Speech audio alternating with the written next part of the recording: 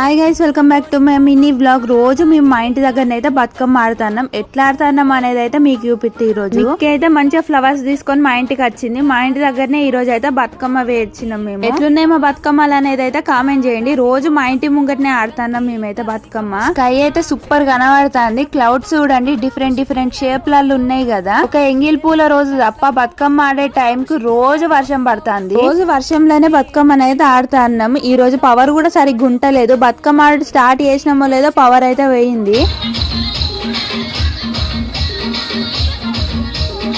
మేము బతుకమ్మ ఆడడం స్టార్ట్ చేసినాక అందరైతే వచ్చిండ్రు బతుకమ్మ ఆడడానికి. కానీ వీడియో క్లిప్పింగ్స్ అయితే తీసుకోలేదు.